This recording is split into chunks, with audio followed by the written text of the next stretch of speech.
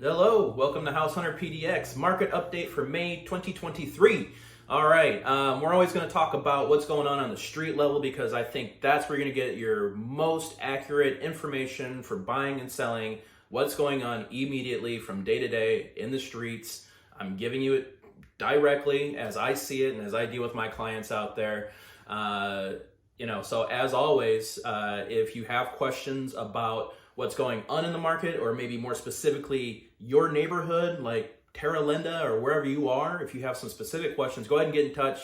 We can do a comparative market analysis on what's going on in your neighborhood, look at some articles, stop by, what have you, and give you a more specific idea of what's happening in your immediate neighborhood. Now, to get into what's happening in the greater metropolitan Portland area, let's talk about the history of why we're here today dealing with this market.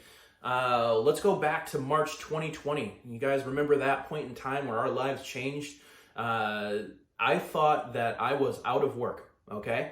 March 2020 came around, school shut down, there was no traveling, people were up in their houses buying bleach and we were getting crazy in there, right? Something we had never seen before.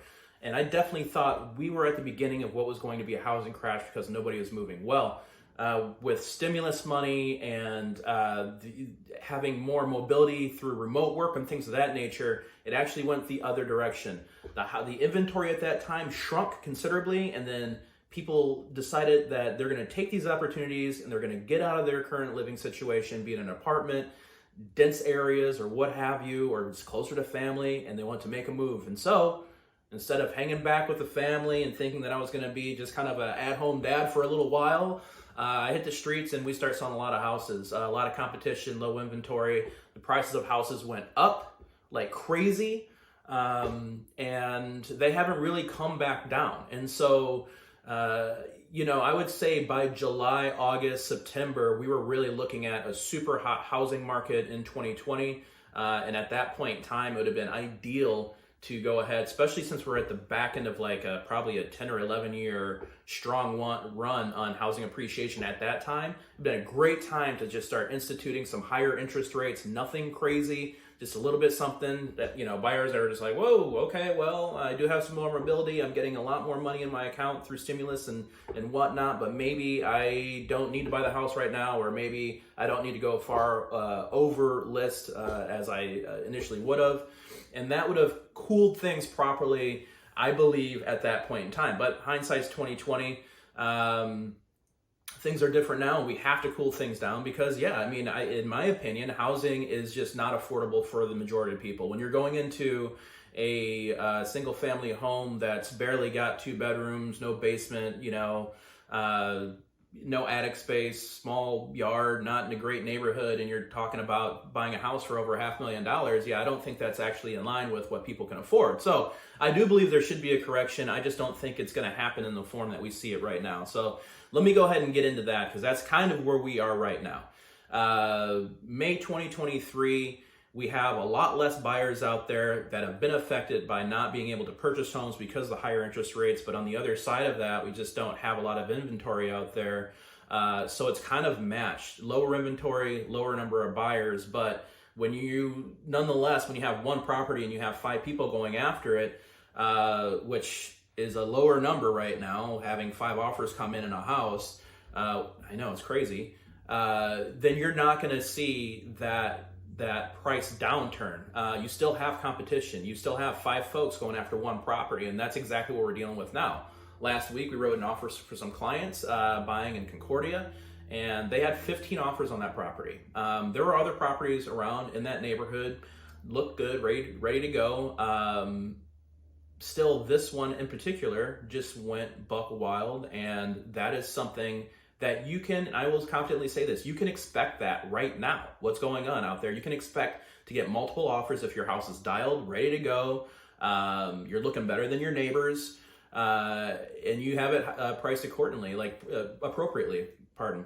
So I think that if you have all those things going on, it is still a very competitive market. So you need to take that into consideration because that's something that I think a lot of buyers, as I was talking to them, through the winter and early spring months, hey, now is the time to get out there. There aren't a lot of buyers out there. We have more inventory than we've had in the past. It's starting to creep back up there, and you're talking about winter sales. Like I said last month, and I really mean it this month, that is gone. It's gone. That's over. Those were words that I used back then. We're here now. And here, it's like, strap on, we got to compete. We're talking about lower amount of days for doing home inspections. We're talking about setting thresholds again. I'm saying we're not going to ask for anything under $1,500 or $2,500 if we're really trying to get competitive. We're going to give you a little bit of earnest money. I'm likely going to release a certain portion of that after the first roll of inspection period is over. There's a number of other things that we've been instituting as well into these offers to make them more appealing to the seller. So what does that tell you? If people are putting that stuff in their offers like we did last week and the week before that, that means we're catering to the sellers. It's a seller's market. The sellers aren't saying, hey, we're going to lower the price. We're just not there right now. And the reason is we don't have the inventory. So how are we going to get more inventory in this market? Well, the people in these houses got to leave the houses. So how are these people going to leave the houses, or why would they want to leave the houses if they're at, they bought 4 or 5 years ago, 6 years ago, 8 years ago, whatever, and they're under 5% in their interest rate. 80% of the houses out there right now, or 80% of the mortgages, I should say, out there have an interest rate under 5%. So if we're looking at interest rates at 6.5%, 7% right now, it's not a lot of incentive for buyers or sellers to get out of their homes homeowners to get out of their homes and make them sellers, okay? So at some point, the Fed is going to see this equilibrium, and they're going to have to, or they're going to see this offset, and they're going to have to start bringing it back together a little bit. So let's talk about this immediate market once again. If you are a buyer, I will say it again, get ready to compete. That's what's happening right now. The second side of that is, this is Portland, Oregon. It is one of the cheaper areas to live in the Pacific Northwest. So if you're coming out here from anywhere else, yeah, it is a special spot, because if you're looking at Seattle and those home prices, you know what you're about to get into. It's serious. If you're looking at San Francisco, good luck. You haven't been able to get in there for 20 years, so nothing's changed now. Yeah, things are going a little slower there as well. Seattle, a little bit of a change as well, but it's nothing like going into this market right now in Portland. This looks like a really good idea. So keep that in mind. It's competitive for a reason. We do have our own thing going on here. We're not in the middle of the country. We're not Anytown, USA. This is Portland, Oregon. It's going to be handled a little bit different. So if you're thinking about buying or selling out here, get in touch with somebody that knows what's going on. They can give you specific information as to how you need to approach buying or selling in May 2023 or for the rest of the summer. So I think what we're going to end up seeing here, if you're listening to these and you're trying to get yourself in a position to buy or sell at some point in the future, this is my prediction. We are going to hit 8% at some point in time. I believe it's going to be at the end of this year or the beginning of next year. It's going to sustain. I believe that what they're doing across the board to lower home prices and reduce inflation will result in job loss. And I think that we're going to hit a pretty hard stride at the early start of 2024. And at that point, you're going to see a slight change in prices. What you're going to see is less competition, which I've always been talking about. There is less competition. It's still crazy, but there is less competition now. And that's where you're getting your deals. But you're going to see that more so next year. But keep in mind, if you're buying a house with a mortgage and you have a job, you may not have that job next year. It may not look as secure as it does right now. You may not be getting a benefit. You may not be getting your bonus. So it's going to look a little different. It's going to crunch down on everybody, and that is the whole point of it. They don't want you to buy a house. So if you're thinking that you can do it now, I would go ahead and do it now. We're at this kind of a sweet spot right now. It's going to be hard next year, harder than it is now. So take all of this into consideration when you're thinking about buying or selling. There's not going to be a perfect playing field for either side. And if you're looking at it, sellers are not super excited about selling right now, and buyers are not super excited about buying. And that tells me it's a pretty flat market. So if your house is dialed, you're ready to go.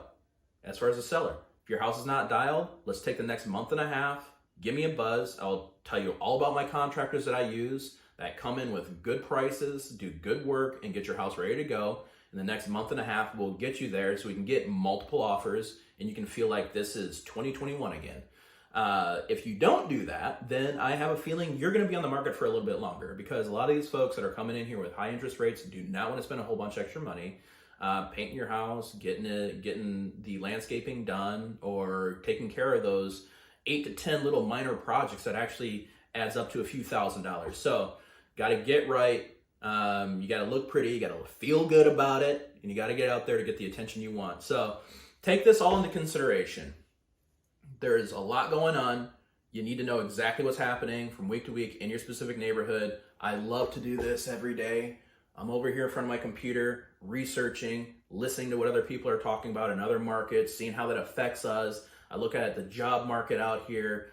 We take into a lot of consideration. We're out in the streets talking to people not only that are buying and selling, but other people that are helping other people buy and sell. So we have a large collection of folks that are adding to the knowledge that we're giving you right now. So let us share that with you. Get in touch. We are House Hunter PDX. If you like our stuff, please like, subscribe, do all that fun stuff. We want to keep talking to you, but don't hesitate to go ahead and pick up that phone. Either call, text us, get on your computer, whatever. Send us an email. We just want to talk to you. So have a great rest of your May, and we'll talk to you in June, coming up soon.